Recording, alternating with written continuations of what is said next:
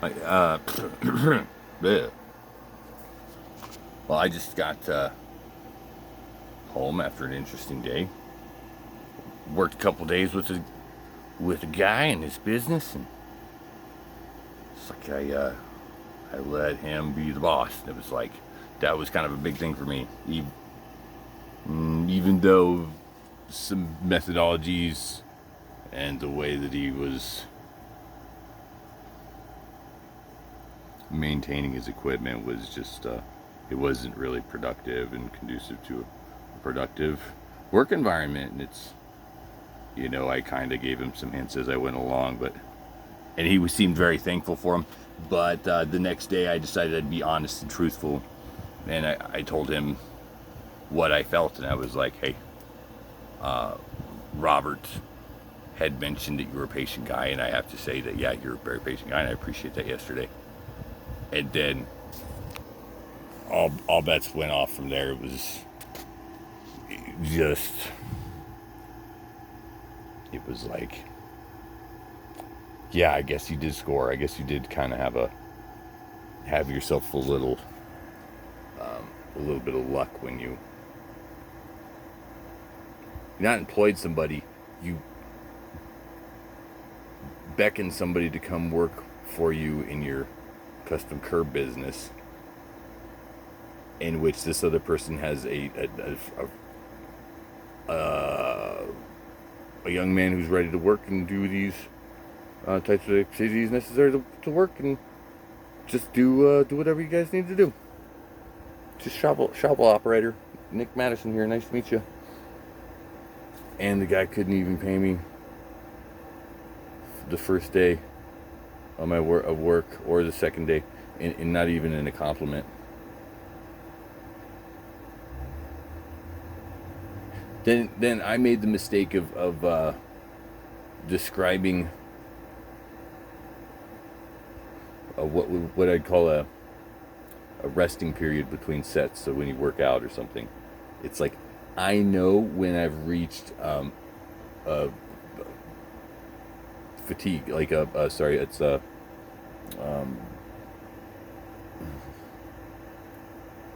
point of exhaustion, and I reach this point, and it's like, do you want me to look graceful as I'm shoveling this mud, as it is, into this machine? Or do you want me to just kind of like put my rubbery arms into it?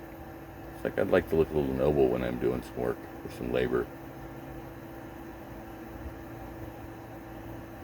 But the guy who owns his business, it's his own business. It's like, I'm shovel operator. The guy got me the job. He's loading up the mixer. My job is to fucking wheel that shit back and forth. And I ran every point because that's my fucking style. It's because that bottleneck is on me. It's like, if I don't work fast, then nobody works fast. So I make it a point to hustle. You get the job done in a timely fashion. You get paid on time. I saw them deliver the check. I was even polite when I greeted the woman who wasn't being greeted by anybody else, which is absolutely fine, but she knew things were in order. That check was going to be paying for something that was well thought of and well done. And it was actually the guy's mother, just a charming lady. But it's,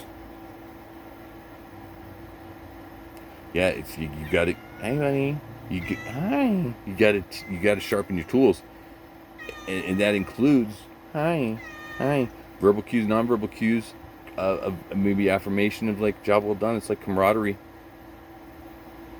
You coming back tomorrow? Highly unlikely. If this is going to be like what it's going to be like tomorrow, it's just we're all willy-nilly on what we're going to be paying you. I pay him a good amount of money, is what he's referring to as the guy who got me the job. It's like, pay him a decent amount of money. It's like, what does that mean? If you give me $300 for this past 2 days, I'll finish the job, no problem. I didn't even get to that point before he started poking fun at me about my comment about having to rest my back for a moment while I'm in between sets. It's like the guy's kind of hefty. I think he's probably lifted a weight or two. And you might get, it's like I try to connect with people using terms and metaphors and parables that that'll click with them. It's like, I ain't telling you what to do, but you fucking gotta get some boots for that guy that you said you care about. All right, he's here to work for you. He obviously brought me on board. Why does he have holes in his shoes?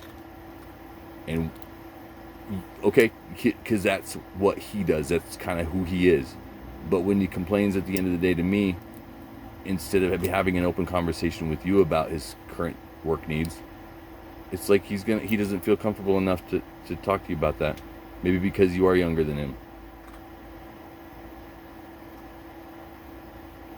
How does that make you look when you got